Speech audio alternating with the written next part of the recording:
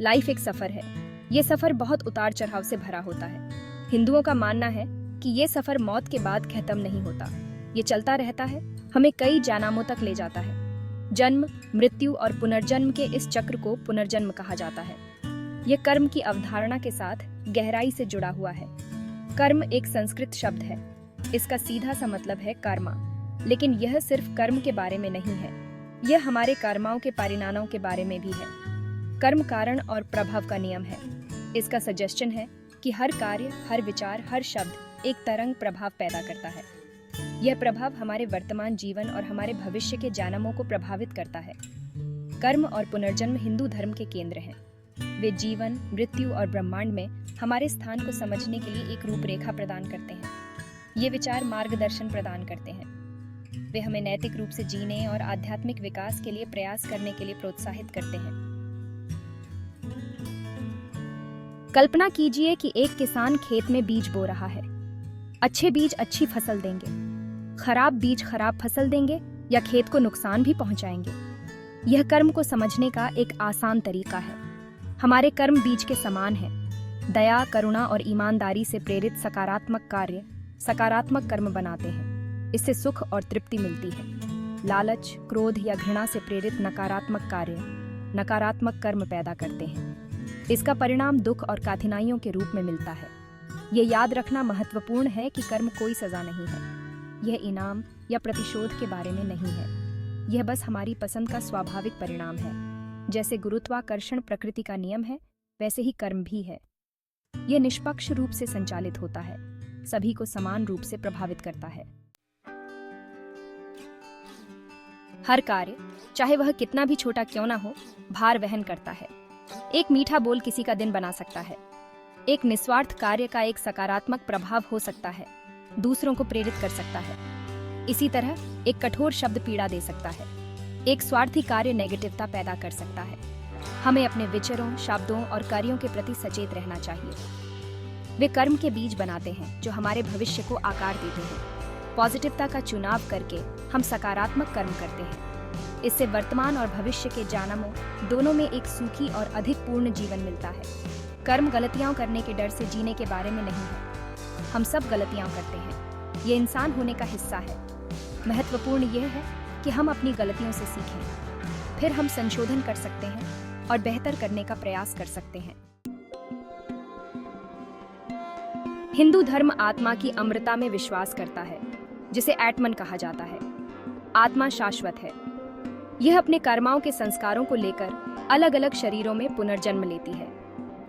पुनर्जन्म का यह चक्र तब तक चलता रहता है जब तक कि आत्मा मुक्ति या मोक्ष प्राप्त नहीं कर लेती। एक लंबी यात्रा पर एक यात्री की कल्पना करो। हर जीवन रास्ते में एक पड़ाव की तरह है। हम अनुभव इकट्ठा करते हैं, सबक सीखते हैं और आध्यात्मिक रूप से विकसित होते हैं। हमारा कर्म सामान की तरह हमारे साथ चलता है। यह हमारे अगले जीवन के परिदृश्य को आकार देता है। पुनर्जन्म का लक्ष्य केवल उन्हीं प्रतिमानों को दोहराना नहीं है। यह सीखना, बढ़ना और अंततः जन्म और मृत्यु के चक्र से मुक्त होना है। यह मुक्ति आत्म साक्षात्कार के माध्यम से प्राप्त होती है, जो परमात्मा के अंश के रूप में हमारे वास्तविक स्वरूप को पहचानती है। भाग 5, शास्त्रों से कहानियां, कर्म और पुनर्जन्म की गंज। भगवद गीता एक पवित्र हिंदू ग्रंथ कर्म और पुनर्जन्म में गहन अंतर्दृष्टि प्रदान करता है। कहानी में अर्जुन, एक योद्धा, अपने ही परिजनों के खिलाफ युद्ध में लड़ने से हिचकिचाता है। भगवान कृष्ण उनके सारथी परिणनाओं से लगाव के बिना अपने कर्तव्य को पूरा करने के महत्व को समझाते हैं। कृष्ण सिखाते हैं कि आत्मा शाश्वत है, मृत्यु से अप्रभावित है। वह निस्वार्थ कर्म के महत्व पर जोर देते हैं, जो व्यक्तिगत लाभ की इच्छा के बिना किया जाता है। हमारे कर्माओं के फल से यह वैराग्य आध्यात्मिक प्रगति के लिए महत्वपूर्ण है। महाभारत एक महाकाव्य हिंदू कविता कर्म और पुनर्जन्म को दर्शाने वाली कहानियों से भरपूर है। पात्रों को अपने कर्माओं के परिणामों का सामना करना पड़ता है, अच्छे और बुरे दोनों तरह के, जन्मों तक। ये कहानियां नैतिक दिशा निर्देशों के रूप में काम करती हैं, जो हमें नैतिक चुनाव करने के लिए मार्गदर्शन करती हैं। भाग 6, जागरूकता के साथ जीना। दैनिक जीवन में कर्म और पुनर्जन्म। कर्म और पुनर्जन्म की अवधारणाएं केवल दार्शनिक विचार नहीं है, वे दैनिक जीवन के लिए व्यावहारिक मार्गदर्शक हैं। वे हमें जागरूकता के साथ जीने के लिए प्रोत्साहित करते हैं, यह जानते हुए कि हमारे कार्यों के परिणाम होते हैं। रोजमर्रा की जिंदगी में माइंडफुलनेस की केटी करके शुरुआत करें। अपने विचारों, शब्दों और कार्यों पर ध्यान दें। क्या वे दया, करुणा और अच्छा करने की इच्छा से प्रेरित हैं, या वे नेगेटिवता, स्वार्थ या हानि से प्रेरित हैं? क्षमा का अभ्यास करें, स्वयं और दूसरों के प्रति। क्रोध और आक्रोश को पकड़े रहने से केवल और अधिक नेगेटिवता पैदा होती है। अतीत को जाने दो, अपनी गलतियों से सीखो और दयालु हृदय के साथ आगे बढ़ो। भाग 7, प्राचीन ज्ञान की स्थायी प्रासंगिकता। आज की भाग दौड़ भरी दुनिया में खोया हुआ और अलग थलग महसूस करना आसान है। कर्म और पुनर्जन्म का प्राचीन ज्ञान आधार और उद्देश्य की भावना प्रदान करता है। यह हमें याद दिलाता है कि हम केवल व्यक्ति नहीं, बल्कि एक बड़े ब्रह्मांडीय ताने बाने का हिस्सा है। ये अवधारणाएं सांत्वना और आशा प्रदान करती हैं। वे हमें सिखाते हैं कि हमारे पास अपनी पसंद के माध्यम से अपने भाग्य को आकार देने की शक्ति है।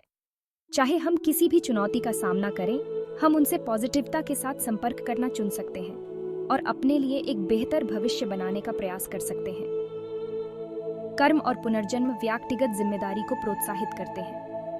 वे हमें याद दिलाते हैं कि हम अपने कार्यों और खुद पर और अपने आसपास की दुनिया पर उनके प्रभाव के लिए जवाबदेह हैं। जवाबदेही की यह भावना हमें अपने बेहतर संस्करण बनने के लिए प्रेरित कर सकती है। भाग 8, शाश्वत सत्य में आशा और प्रेरणा खोजना। जीवन और मृत्यु का चक्र कठिन लग सकता है, लेकिन कर्म और पुनर्जन्म की अवधारणाएं ब्रह्मांड में हमारे स्थान को समझने के लिए एक रूपरेखा प्रदान करती हैं। वे आशा प्रदान करते हैं, यह जानते हुए कि हमारे पास सीखने, बढ़ने और आध्यात्मिक रूप से विकसित होने के कई अवसर हैं। ये प्राचीन शिक्षाएं केवल हिंदुओं के लिए नहीं हैं, वे सार्वभौमिक सत्य प्रदान करते हैं जो संस्कृतियों और मान्यताओं में प्रतिध्वनित होते हैं। वे हमें सभी प्राणियों की परस्पर वबंडनहाइट और करुणा, दया और ज्ञान द्वारा निर्देशित जीवन जीने के महत्व की याद दिलाते हैं। इन सिद्धांतों को अपनाकर हम अपने जीवन में अर्थ और उद्देश्य पा सकते हैं। हम आशा के साथ आगे बढ़ सकते हैं, यह जानते हुए कि हर कार्य, हर चुनाव अपने और आने वाली पीढ़ियों के लिए एक उज्जवल भविष्य बनाने का अवसर है।